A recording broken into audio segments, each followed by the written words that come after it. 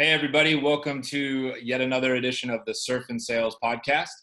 I'm your host, Scott Leese. I'm here with my good friend and co-host, Richard Harris. And we are super excited to talk to today's guest, Steve Norman. Steve is a global sales thought leader and consultant to some of the top B2B brands that you know and love.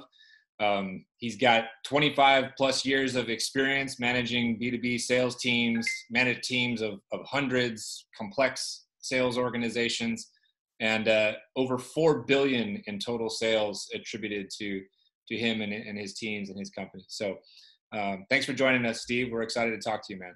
Scott, real pleasure to catch up with you again. You get 1% of that 4 billion, right, Steven? You get 1%. No comment. No comment. I wish. That would be 40 million. Yeah, that would be nice. Yeah. Tell us a little bit about the book that you wrote. I want to hear about it, and I want to give you a chance to kind of plug it. Yeah, sure. So the book, Futureproof Sales Strategy, it was released about a year ago, and it's I saw a gap in the sales literature, if you like. You know, I saw there's a lot of great books out there for salespeople. You know, how to manage in a big company, how to manage, selling tech or doing SaaS, or how to prospect, and there's just hundreds of books out there. Really, some really good stuff. But I didn't really see a lot for sales leaders. I saw like a lot of leadership books, and most of the leadership books you see are like CEO books, or they're like celebrity entrepreneur Elon Musk, type of books, or they're inspiring sort of books. And I really wanted to put something together to help sales leaders navigate the sales world as it is today, as it's evolved in the last decade or so. And it's a lot about the strategy. It's a lot about the structure you need to have in place, how to manage people, how to hire, and then the sales process itself as well, at more of a higher level. Great. Yeah, I mean, I agree with that gap in the market. I'm in the process of writing a book right now about the life of a VP of sales and talking about that stuff. I think it'll do well. Yeah, because we know it's a very lonely job. Yeah. If you're the head of sales in a company, you're sort of expected to know the answers to everything. And you're certainly expected to take the fall when everything goes wrong. Oh, absolutely. And I know it was only, I've only been doing this, 2.5, 3 years now. And so I know in my last sales leadership role, I was managing a pretty big team, complex team across a lot of countries and all. And yeah, you're trying to work out what's the best thing to do. And there's so much nonsense out there, and so much junk on LinkedIn. And it's quite hard to sort of sort through when you actually have a day job and you're managing people and you're hiring and you're managing your forecast and your pipeline and you're meeting customers. What's the right structure to put in place? Should I be going all in on SDRs? Yeah. Should I be relying on? Listen to other gurus telling me to rely on inbound. So. Do you land on a particular framework that works for you? Like if you were gonna go, take over a sales leadership role again, build a sales org from scratch. Like, do you have a framework that you feel strongly is the right one, or is it really product and situational dependent? It's very much that. It's very much that. But there's some building blocks you need to look at, right, to get in place. So, for example, for me, I invested a huge amount of my time in talent and hiring, right? So that's just something that if you improve in that area, if you do better hiring and better talent management, you're going to improve your sales results through the roof. Don't change anything else. Don't change how you prospect. Don't change how you sell. Don't change anything. I just had that conversation last night with over 100 people, and it was asked, like, what's the best skill that you need to have as a sales leader? And I said, the ability to hire and recruit And you just Absolutely. said that exact same thing. So I feel very validated right now. And how do most people hire?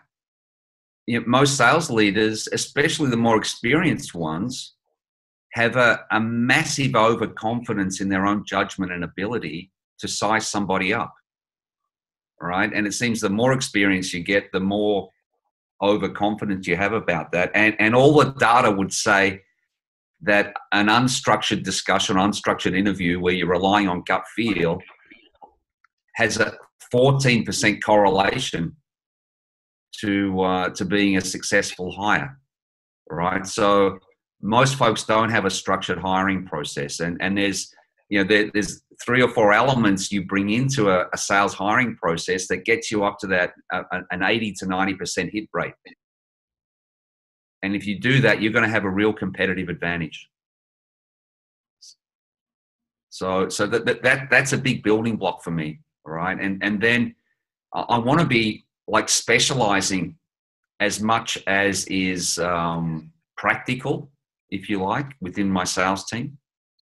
And, I think that's a big principle, right? So today, if we want to be very competitive, world-class salespeople, is it possible that you can be absolutely world-class in the prospecting area, as well as be world-class in everything we want to do in the middle of the funnel, all the discovery, all the qualifying, all the relationship management, and then be also expert in customer success and managing existing customers and all, right? So, every other industry we know has specialization, so I see so many organizations, when they hire their first finance person, the finance person does everything.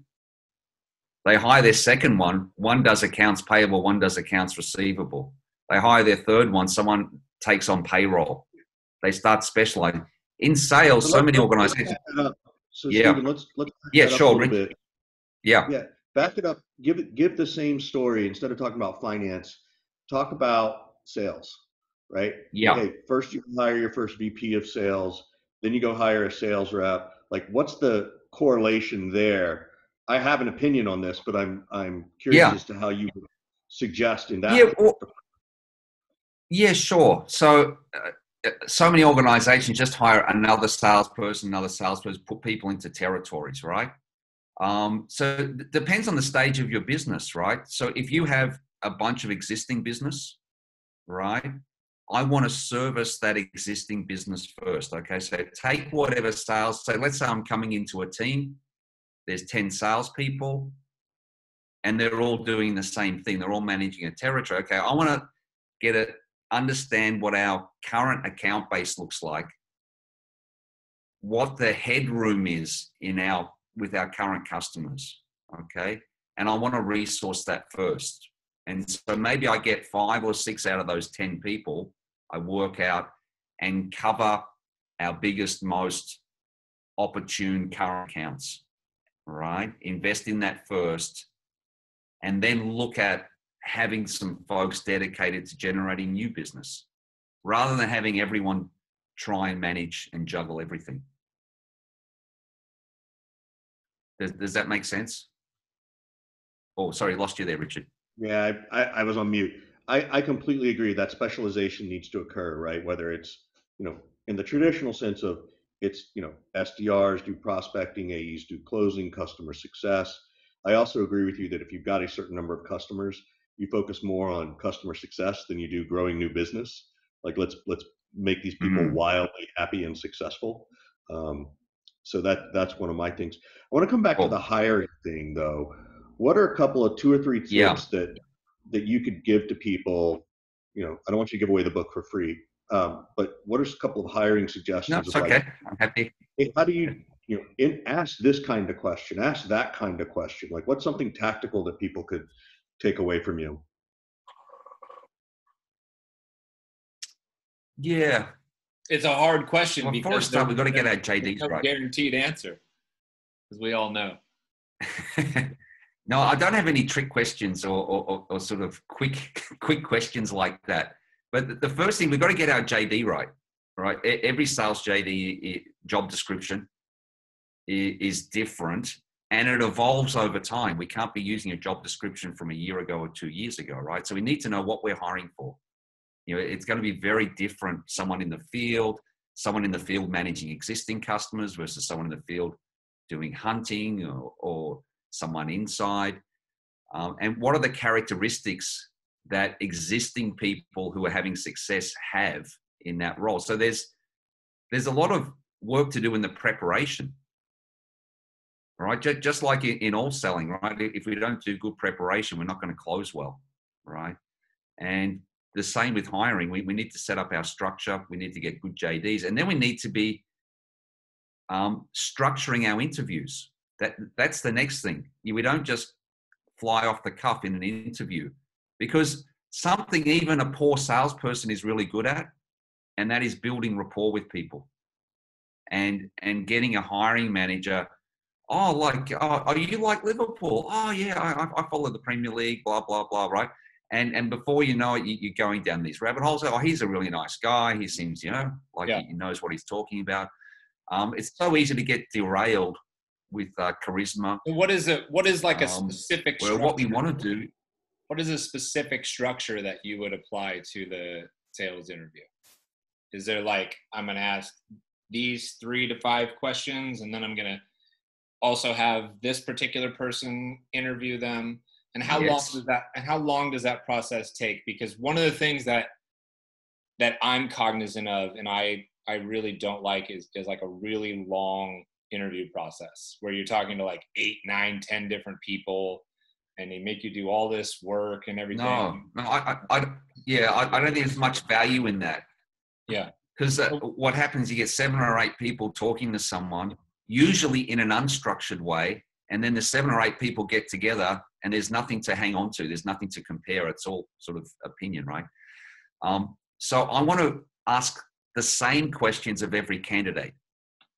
Okay, so that's an important part of a structured interview, that when we're interviewing for an inside SDR, there's 10 questions we're going to ask, and we're going to do a comparison of the candidates, right? And those questions... It's a very scientific way of doing it. This is how engineers interview, according to my brother, who tells me. We ask everybody the same questions that the same people ask them. Yeah. Yeah, like the sales function needs engineering.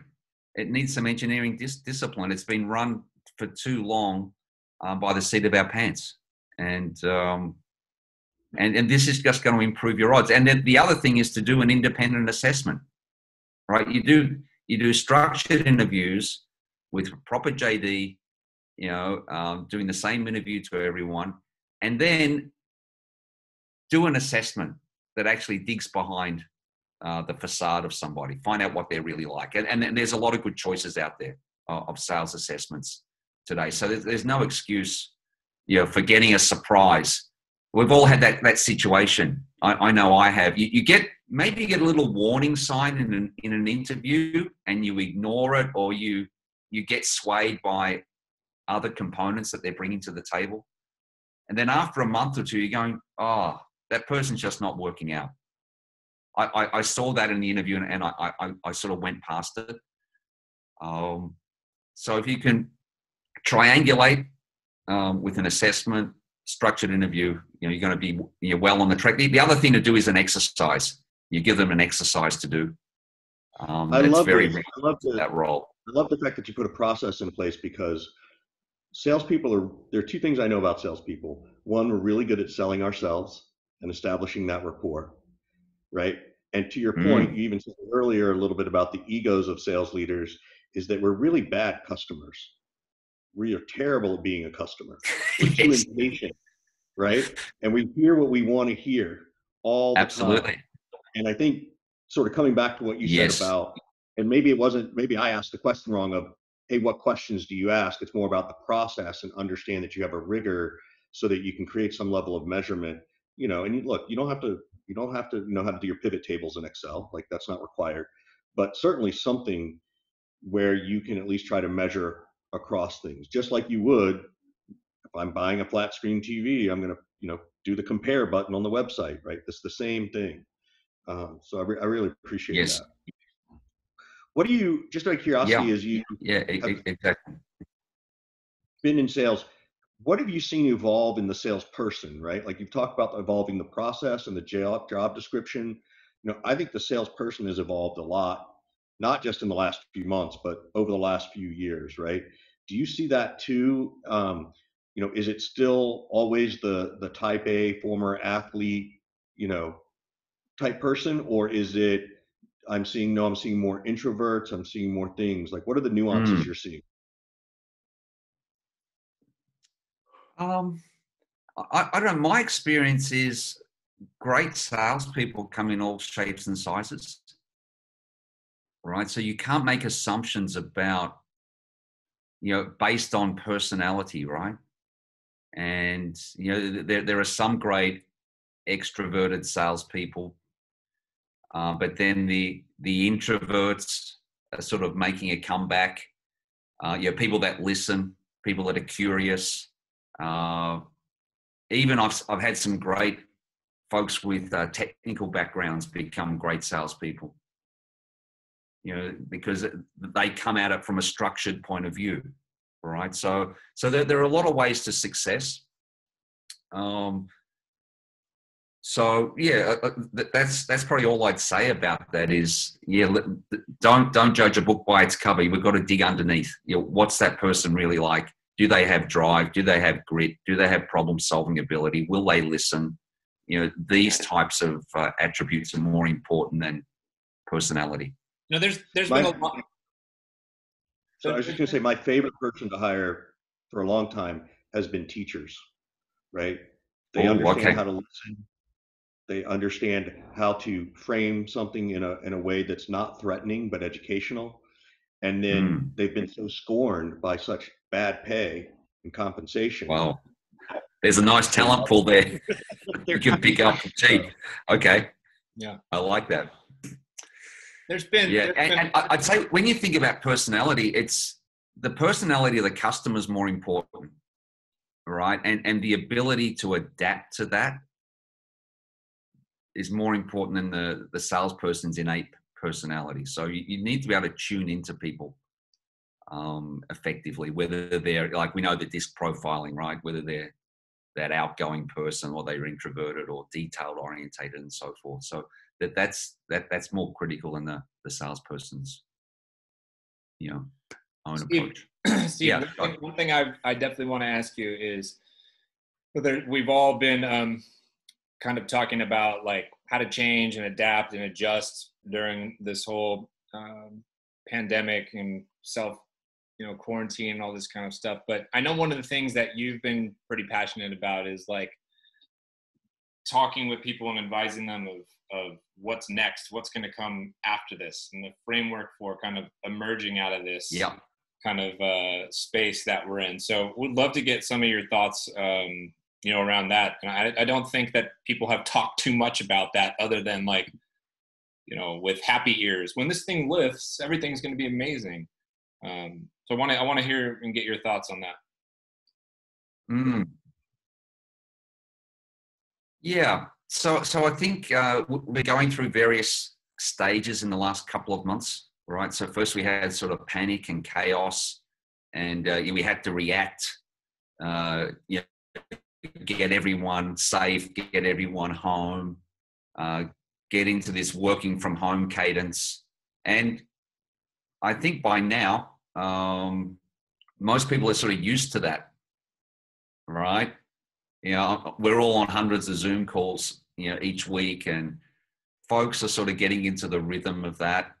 And hopefully organizations have pivoted a little bit as far as focusing maybe towards some segments of the market that are doing better at the moment. And we know there's a lot of, even though there's a lot of doom and gloom, there are a lot of segments still doing really well. Like there's a lot of tech areas doing well, the online stuff, the supermarkets, the healthcare, even education, with kids doing school from home. There's a lot of different areas that if you can pivot towards some of those with some resources and getting our messaging right.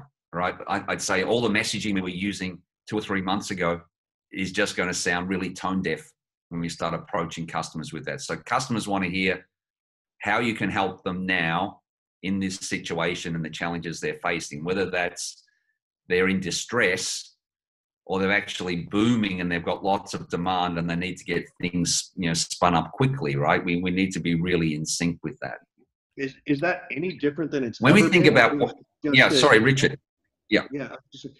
Is that really any different than it's ever been, or it just means we have to get better at it? Because I feel like it's always been that way. I think that's fundamental. Right.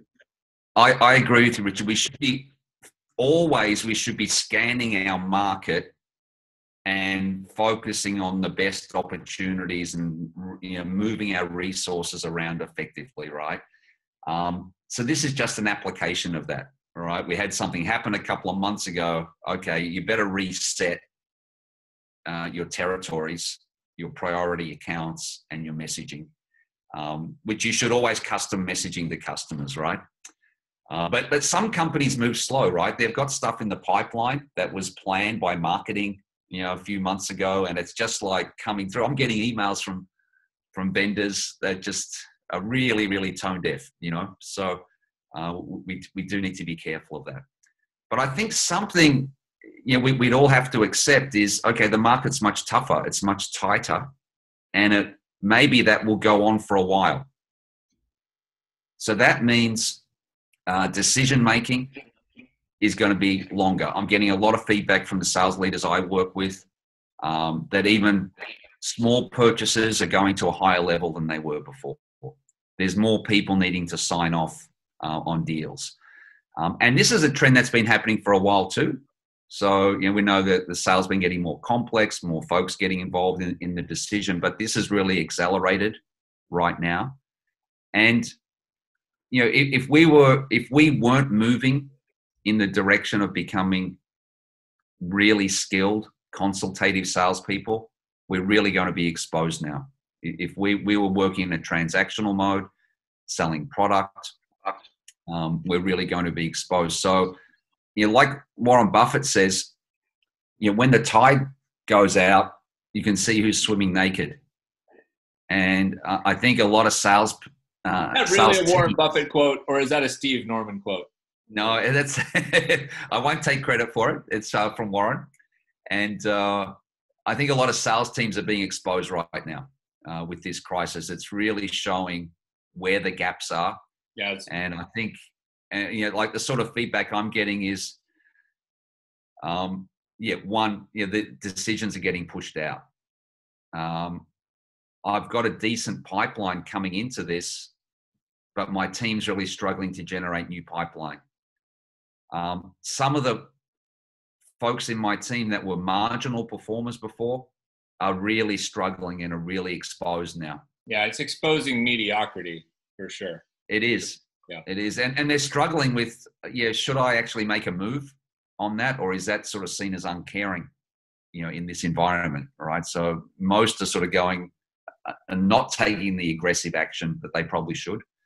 I see people making the aggressive action here. I think people try, at least in the States. Scott, you tell me if you see it differently, but I see people doing it. I also see people getting very angry about it, talking about, they should have this job and it's the company's fault. And it's kind of, since I haven't written about it yet, I have a different opinion. But I do see people I think people tried to do the best they could through April. They really did. Yes. Try and hang on to the team, you mean? Yeah. Yeah. But we're starting to see a spike again this week. This month will be telling, and I think June will also be telling.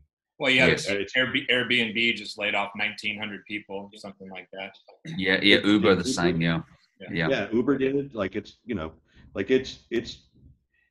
beyond, I don't know that we're cutting to the bone yet. It could feel that way. But it's definitely I don't think account executives out there right now are making big, bold moves and leaving one industry for another and one company to another. I thought that's what Steve was getting at, was he was sort of saying, sellers are like contemplating making a big move maybe, but they're not. So I'm seeing a lot of that. Like people are recognizing they're in kind of a shitty situation right now and would love to move and get out of it, but are terrified to move and get out of it because there's nowhere for them to go. And if they just leave, then they've got no income coming in and no guarantee when they'll get a new job. Whereas a lot of these people 6 months ago might have just quit and thought, well, I'll find another job in a month or two. So that's what I see. I don't see people making big, bold moves right now on a rep level or even a manager and VP level. I don't know if you're seeing something different. No, I agree with you. But I really think it's an opportunity. Like most of us have got a time dividend in this time.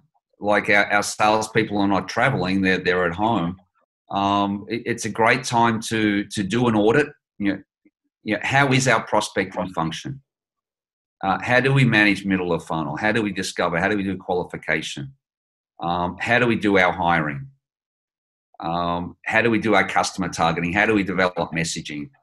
If we've got any gaps with our team, this is a good time to go and backfill those gaps and get ourselves ready for when the recovery will come, or if we are in a sustained situation of what I would call like ultra competitiveness, right? We've had a boom economy. We've all enjoyed a boom economy for the last 3 to 5 years, and that papers over the cracks, so we now, if we're, like you say, exposes mediocrity, and we need to fix that. So what do you do as somebody who's running your own business? What do your clients? Sorry. Go ahead, Richard. Yeah, I was just going to say, what kinds of advice are your clients asking you for? Are they asking you for these things that you're talking about, or is there something even different that we haven't covered yet? I love the fact I guess that sort of. There's this other component that's floating out there, which is, okay, how do I sell working from home? Okay, I've just had my biggest weapon taken off me, which is face-to-face relationships. So I've been 10, 15, 20 years making a living off face-to-face relationships, right? So this is a big cultural difference too, by the way. So I've had a couple conversations with Kiwis, and they talked to me about how face-to-face is like everything in New Zealand still, and it's not that way. It's not that way in the States at all. So this is really interesting you hear about. Yeah. Yes. You're talking about like field salespeople, and if they've been relying on that for a long time, now they're at home, maybe their skills with the phone, their skills with email, their skills with social, their skills with doing video and Zoom are not where they need to be. So that there may be a tactical opportunity there. So that's something. But to me, if you don't have the fundamentals right, it's no point teaching that other stuff. All right, a difference in channel, a difference in mode of getting to a customer. We need to get our sales fundamentals right first, and then when you've got that, you can think about, the fine tuning with the different channels. Because I think if you were doing well before, if you were really good at how you message the customers, in their terms, talking about their challenges, their problems, bringing ideas, bringing insight. If you were doing that already and really crafting your messaging and running your cadence and campaign into the right ideal customers, then you're going to be in good shape now. And if you haven't, worked from home, if you haven't worked remotely, you'll work that other stuff out and you can pick up those skills. Yeah. What are some of the things that that you think that we might be able to help you with? I mean, we usually try to end every show with like, hey, what can we do? What can we help you kind of promote? Is there anything you're passionate about right now? Charities you're working with, or new releases, products that you've got coming out? Any of that kind of stuff? I did put together a framework called Selling in a Crisis. And so if anyone wants to download that, they can go to my website, which is growthacumen.com.au, and check that out. And there's also a series of videos that I did that sort of go through that. And I'm actually in editing for a new series of videos, which is more about what we just talked about, what we need to do to come out the other side stronger. So I did that selling in a crisis structure. Is more like probably more relevant a couple of weeks ago or a month ago. Things change quickly. Now we're starting to look forward about how we get out of that. So check out the website. I'm on LinkedIn as well. I've got a lot of content I'm releasing there all the time. My handle is Growth Coach. So linkedin.com/growth coach. You can find me there. Great. So please connect with me and look forward to engaging with your folks. Question for you. One last question before we get out of here. So I don't know if you're aware, Steve, but Richard and I were participants in a transatlantic takedown, which was a fun webinar event that we did where 6 Americans had a sales competition and debate against 6 friends from the UK. Oh, awesome. And we took down the UK pretty easily, to be honest with you. So we got immediately kind of approached by some Australians about maybe having a battle. And so I'm wondering if there's something there. Maybe we can do the New Zealand versus Australia sales competition, and then the winner of that match maybe can take on the American team, since Richard and I already defeated the UK. What do you think? Wow. What do you think? Fighting talk. I'd be you very gotta keen. I definitely back our team. You got to assemble the right team, Steve. You know, we talked a lot about being able to recruit and get the right people around you. No worries. Yeah, I'm part of a group called our Sales Masterminds Asia Pacific, and quite a few Aussies in that group. And I think you know a lot of them who are pretty prominent on LinkedIn as well. So I think we can put a good team together. Let's talk about it. Cool. Let's do it. It'd be fun. Yeah. All awesome. Right. Thanks, Stephen. Thank you. Great to catch up, guys. Likewise. Take care.